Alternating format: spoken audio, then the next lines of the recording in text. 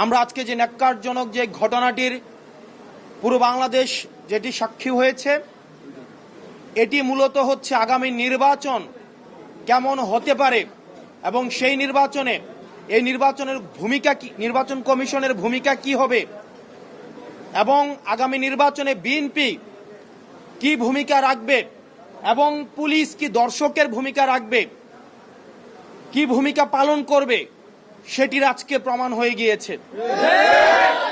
আপনারা দেখেছেন কিভাবে বিএনপির একজন নেত্রী বলছেন আমরা চাইলে এখানে গুন্ডা নিয়ে আসতে পারতাম, অর্থাৎ গুন্ডার পৃষ্ঠপোষকতা ওনারা দিয়ে আসছেন। আমরা দেখছি নির্বাচন কমিশনের বাইরে লাঠি সোঁটা নিয়ে মহড়া দিচ্ছে। নির্বাচন কমিশন, প্রধান নির্বাচন কমিশনের অফিসের যদি এই অবস্থা হয়, সারা বাংলাদেশে এই বিএনপির যারা রয়েছে এই গুন্ডাদের পৃষ্ঠপোষকতা দিচ্ছে, তারা কিভাবে ভোট কেন্দ্র দখল করবে সেটির আজকে হচ্ছে টেস্ট ম্যাচ হয়ে গিয়েছে। এবং এইসব নেতাকর্মী বাংলাদেশে কিভাবে, হাসিনার সময় আমরা বলতে শুনেছি, হাসিনা বলতো 20টা হুন্ডা 10টা গুন্ডা নির্বাচন ঠান্ডা। আর আজকে রুমিন ফারহানা, যিনি হাসিনার কাছে ফ্ল্যাটের জন্য আবেদন করেছেন, যিনি হাসিনার পতনে সবচেয়ে বেশি আমার মনে হয় কষ্ট পেয়েছেন, সবচেয়ে বেশি কষ্ট পেয়েছেন, তিনি হচ্ছেন রুমিন ফারহানা। আমরা 15 আগস্টে আওয়ামী লীগ থেকেও বেশি আওয়ামী লীগ পণ্য যাদেরকে মনে হয় তাদের মধ্যে রুমিন ফারহানা অন্যতম। উনি সব সময় বলে থাকেন বিগত 15 বছর নাকি উনি অনেক ভালো ছিলেন। উনি অবশ্যই ভালো থাকবেন, কারণ উনি যত ধরনের আওয়ামী সুবিধা রয়েছে সব ধরনের সুবিধা উনি নিয়েছেন।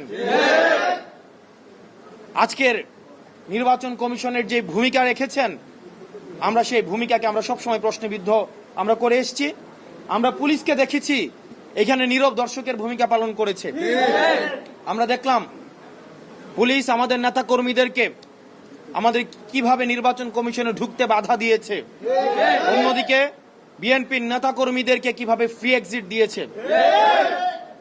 এবং এই নির্বাচন কমিশন কতিপয় পার্টির এটা পার্টি অফিস হয়ে গিয়েছে।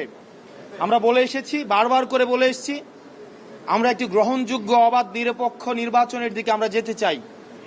আর বাংলাদেশের মানুষ গণতান্ত্রিক উত্তরণের জন্য অপেক্ষা করছে, কিন্তু বাংলাদেশের মানুষ আবার গুন্ডাতন্ত্রের দিকে যেতে চায় না। বাংলাদেশের মানুষ আবার 1-11 মঞ্চস্থের জন্য অপেক্ষা করছে না। আবার যদি একটি সুষ্ঠু, অবাধ, আমাদের গ্রহণযোগ্য অন্তর্ভুক্তিমূলক নির্বাচন হতে চায়, তাহলে এই নির্বাচন কমিশনের আমরা বস্তুনিষ্ঠ পেশাদারিত্বের ভূমিকায় আমরা দেখতে চাই।